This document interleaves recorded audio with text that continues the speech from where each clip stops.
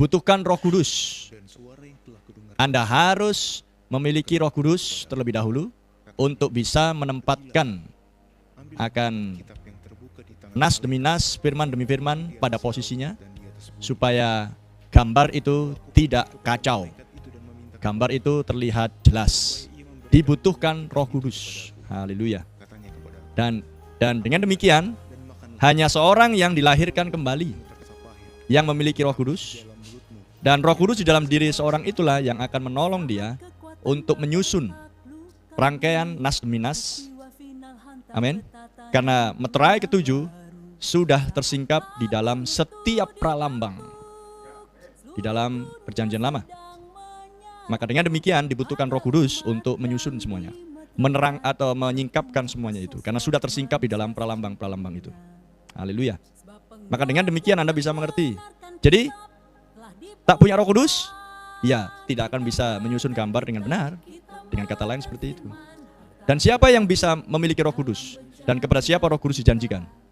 Hanya kepada mereka yang nama-namanya tertulis di dalam kitab kehidupan anak domba Allah.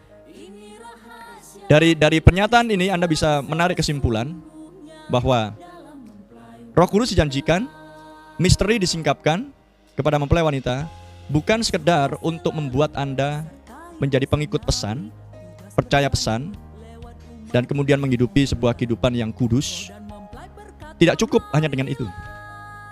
Karena di zaman ini Tuhan menghendaki Anda memiliki pengertian yang jelas. Karena bukti Roh Kudus adalah Anda punya pengertian yang jelas. Amin. Dan Roh Kudus di zaman ini menyingkapkan misteri melalui nabinya.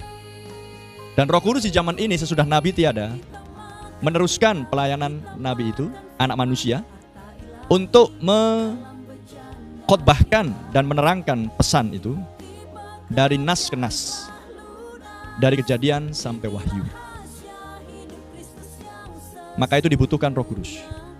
Maka Anda bisa bayangkan, berarti Roh Kudus adalah janji di mana Yesus akan diam di dalam kita, seperti nyanyian tadi, biarlah Roh Kudus diam di dalam diriku. Ada amin? Tanpa Roh Kudus, tidak ada seorang pun yang akan bisa masuk ke dalam kebangkitan yang pertama, pengangkatan. Tanpa Roh Kudus.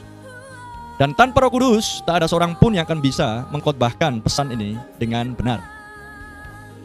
Tanpa Roh Kudus, tak akan ada seorang pun yang bisa mengerti akan isi nas-nas kitab suci dari Kejadian sampai Wahyu. Bisa nangkap? Tanpa Roh Kudus, tak akan bisa. Tapi, tanpa Roh Kudus, Anda bisa berambut panjang tanpa disentuh pisau cukur. Tanpa Roh Kudus, Anda bisa memakai rok panjang tanpa make up, tidak punya televisi di rumah, dan hidup kudus. Karena banyak sekte di luar sana yang juga seperti kumpulan orang-orang pesan di akhir zaman. Tanpa Roh Kudus. Anda bisa bayangkan itu. Itulah sebabnya setiap masing-masing harus melampaui hal-hal tersebut. Karena di sini kita harus memiliki pengertian yang jelas. Untuk itulah Kristus turun untuk menyingkapkan dirinya kepada mempelai wanita melalui hambanya, seorang nabi, William Branham. Inilah zamannya ketujuh guru memperdengarkan suaranya yang ada di Wahyu 10 itu, dan meterai-meterai terlepas. Amin. Karena di Wahyu 5 dikatakan bahwa singa dari suku Yehuda, dia yang layak karena dia telah menang. Dia yang layak untuk melepaskan meterai-meterai dan membuka gulungan kitab tersebut. Dengan cara apa dia melepaskan meterai-meterai? Apakah dia pakai tangan kemudian ditarik benangnya, ditarik meterainya begitu? Tidak. Dengan cara memperdengarkan suara. Sehingga tidak lagi sunyi senyap selama setengah jam di surga. Sehingga tidak lagi diam. Karena selama 2000 tahun Tuhan Yesus mendiamkan itu. Sang Raja mendiamkan. Tapi sekarang tiba waktunya sang raja, yaitu singa dari suku Yehuda, harus berbicara. Haleluya. Dan ketika dia berbicara, itulah tujuh guru. Karena guru adalah suara Allah.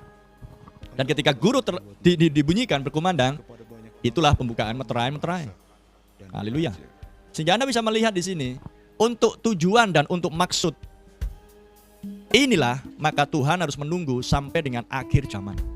Dan dia sudah katakan kepada Daniel, sembunyikan perkataan-perkataan itu Daniel, meteraikan itu, karena tiba waktunya di akhir zaman akan dibukakan. Haleluya. Dan sebuah misteri adalah sesuatu yang tersembunyi. Dibutuhkan Allah sendiri untuk turun dan menyingkapkan yang tersembunyi itu, dan kemudian membuktikan bahwa apa yang dia singkapkan itu benar adanya. Haleluya. Dia sendiri yang membuktikan, dia sendiri yang turun, dia sendiri yang menyingkapkan. Jadi pelayanan William Branham adalah pelayanan penyingkapan misteri. Dan di sini kita sebagai orang-orang yang percaya kepada pesan di akhir zaman ini dituntut untuk memiliki pengertian yang jelas. Haleluya. Terpuji nama Tuhan. Jadi kalau tanpa pengertian yang jelas, apakah masuk pengangkatan? Kayaknya jawaban yang terlalu tajam pertanyaan ini. Walaupun tidak sebenarnya. Karena jelas dikatakan bahwa bukti Roh Kudus adalah Anda punya pengertian yang jelas. Karena nas kitab suci di Efesus 1 ayat 18 mengatakan, supaya mata pengertianmu menjadi jelas.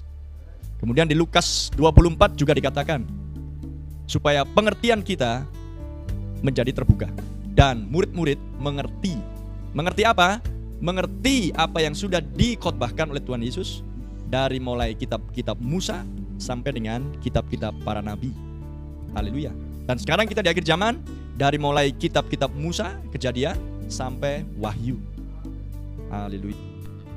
Penebusan sepenuhnya.